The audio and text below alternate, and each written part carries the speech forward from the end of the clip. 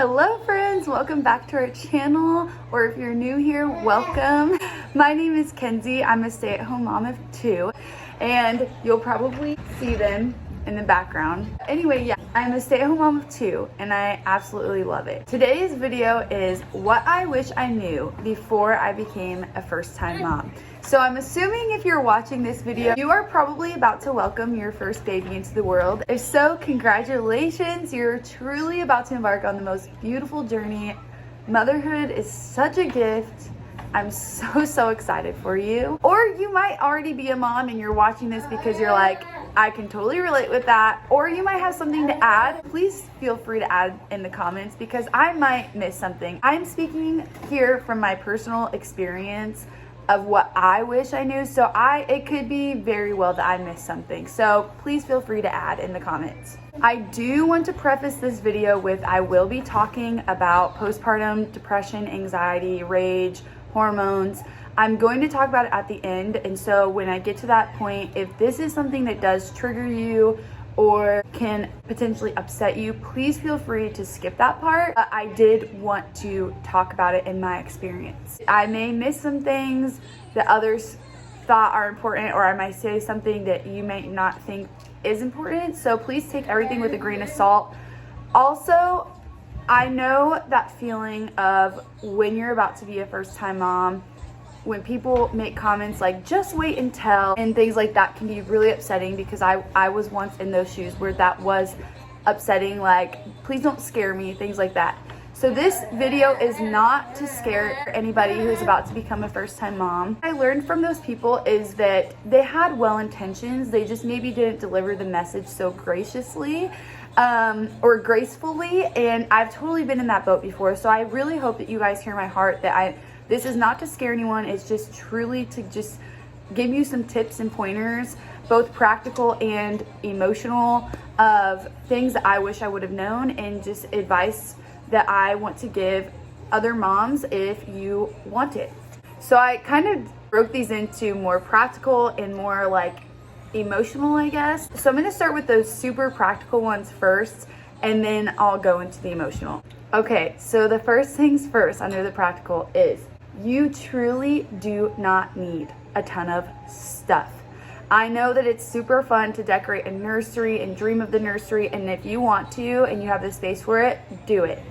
I'm just saying you do not even necessarily really need that in the first few days, weeks, or maybe even months. With my firstborn, we did not even really go in his nursery until he was 6 months old. But I do know that some people have their babies nap and stuff in their nursery from the get-go. So that is kind of I guess, preference.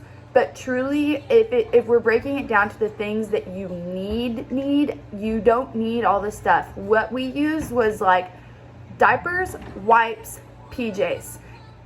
That's seriously all you really need. And then if you're not breastfeeding, bottles, formula, things like that. But if we're just saying essentials, you don't need all the fancy stuff.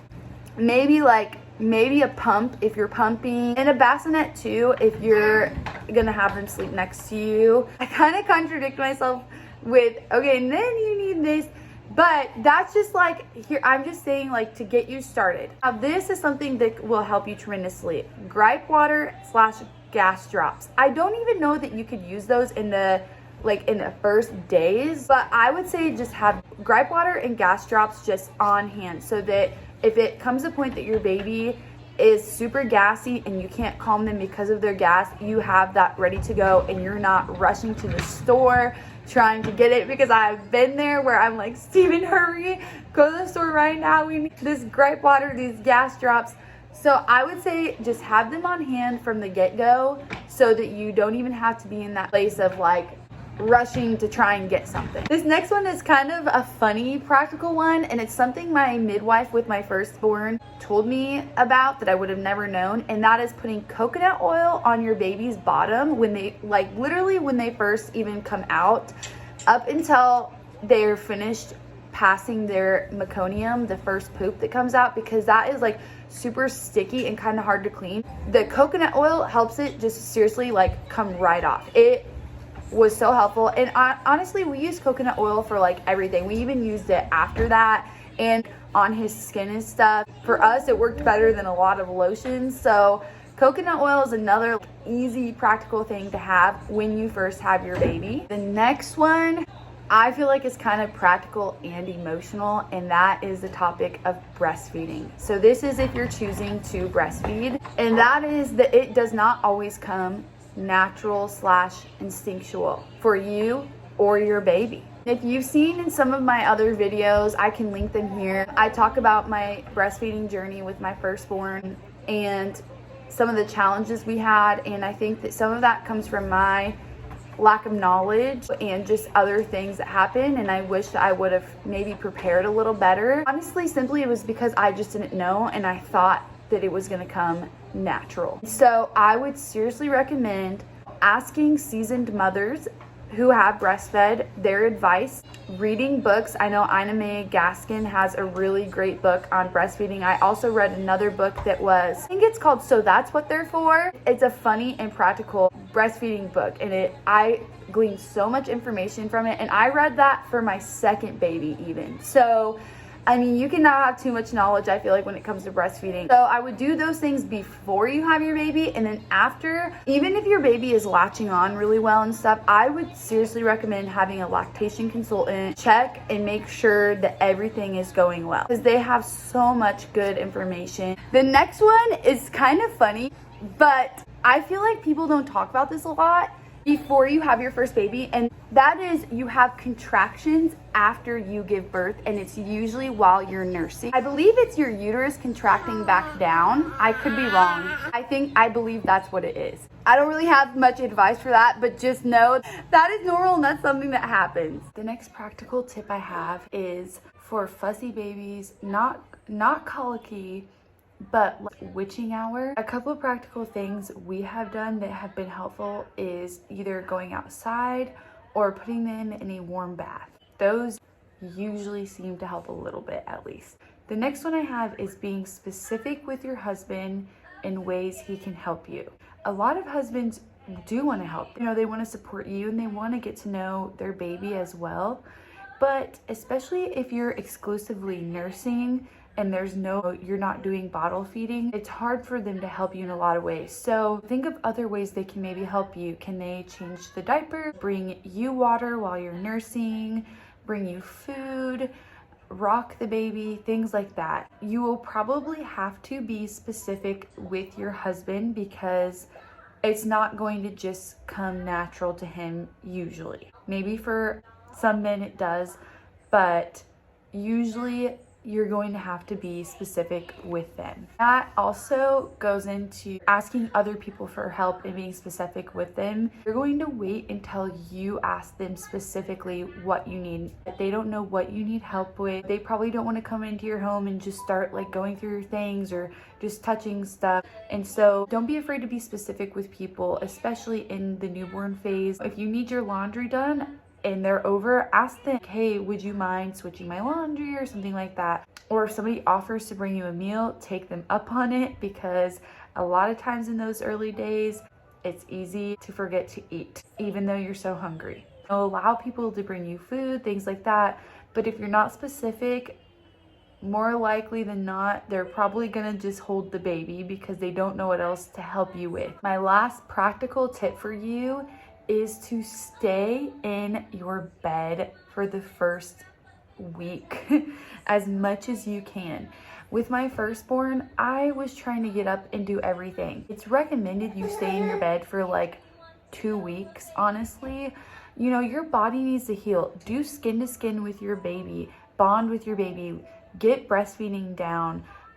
Whatever you let your body heal. You literally just gave birth. You don't need to be up and doing everything. I know for some people that's so hard, myself included with my firstborn. Your priority is to let your body heal and bond with your baby. Everything else falls to the side at this point in your life. Like it is okay to let things go. Other people will step in and help you with that. Those are my practical tips. So let's move into, I put it under emotional. I don't know if it's fully emotional, but these are just things that I kind of experienced. Okay, so the first one I have is co-sleeping. So I put this in the emotional side because I really think that it's your preference. I had to move locations, but anyway, it truly is preference. And so I'm not gonna preach. There's actually a lot of debates with sleeping, like co-sleeping or not co-sleeping, and my heart here is not to start a debate,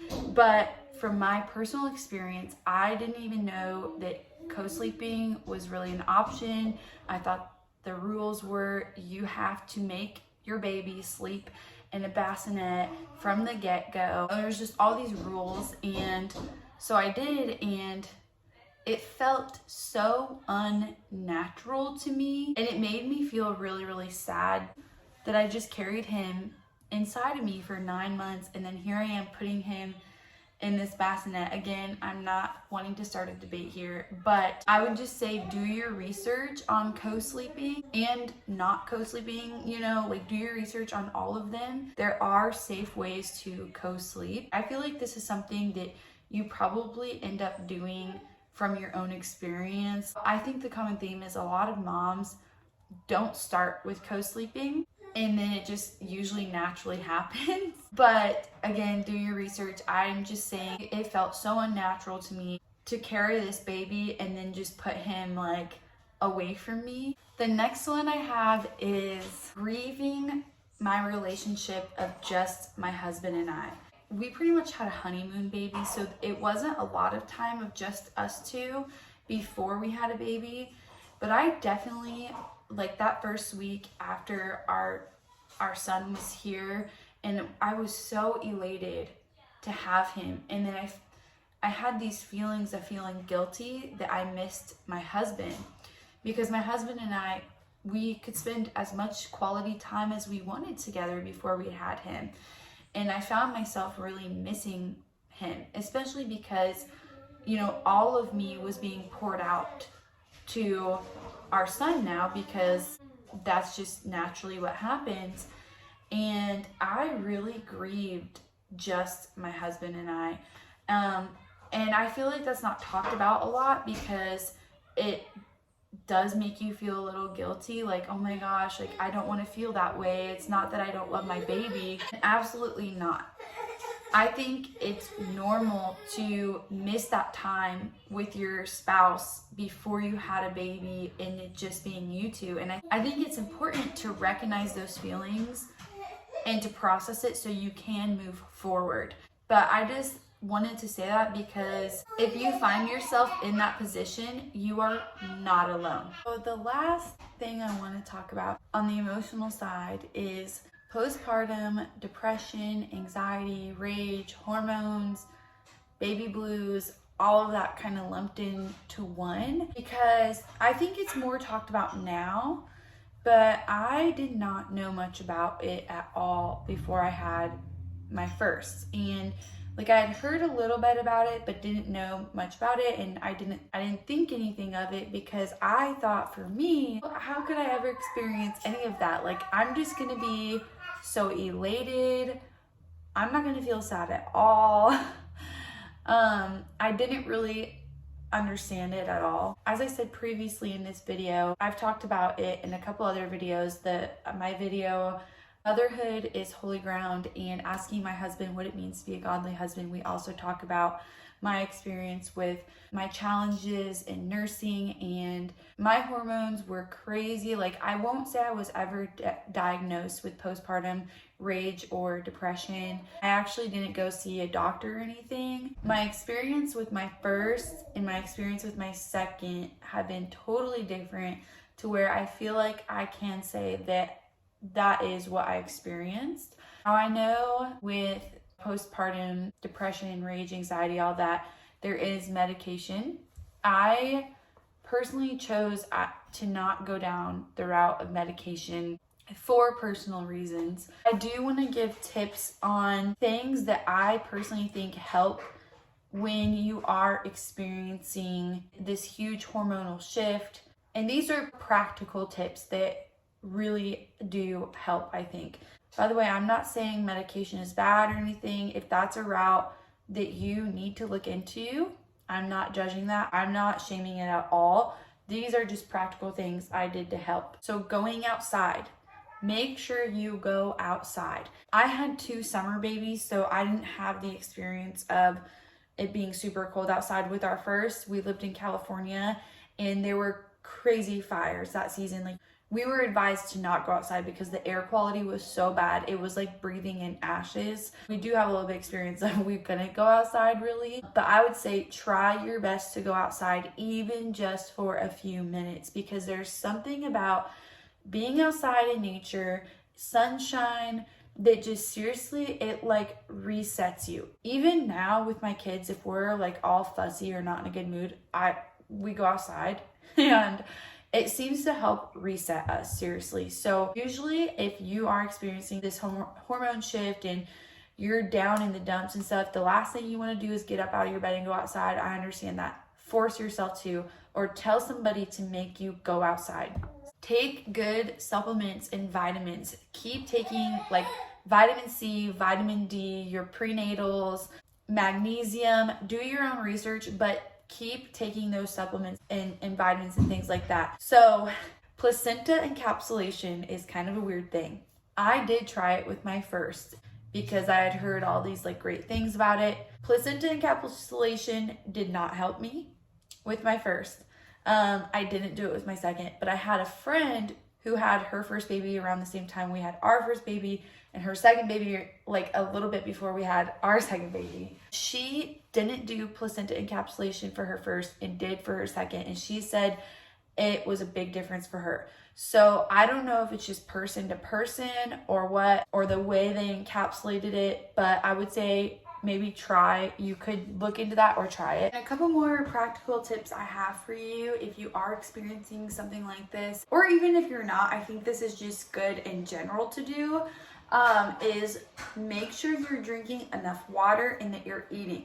And that sounds like common sense, but when in those first days of having your new baby, it is so easy to forget stuff like that because you're so focused on your baby and nursing and sleeping and all of that. So make sure you're getting enough water and enough food. When you're able to get up and walk a little bit and you feel like your body's healing, go for a short walk. Journaling your feelings and all of that helps a lot. Talking to someone, don't be ashamed to tell somebody. I remember it was a few days after we had our first that I started feeling a little off, and I told Steven right away, like, I'm starting to feel a little off. Don't be ashamed. I think there's a lot of shame that tries to come with postpartum hormones, baby blues, depression, all of that. I think that shame tries to attach itself.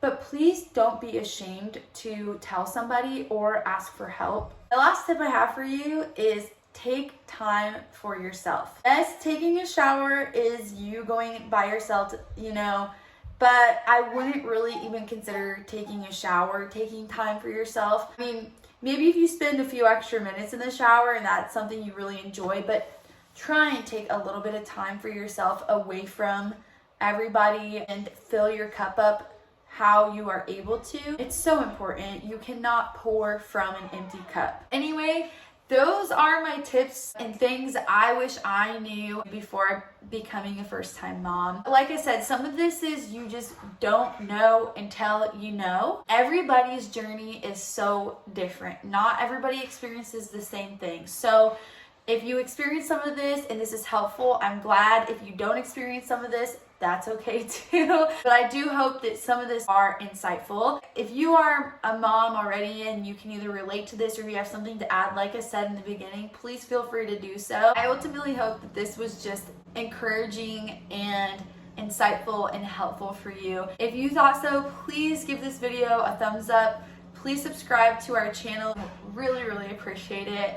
And I just appreciate you taking the time to watch this as well. So thank you so much, and I'll see you in the next video.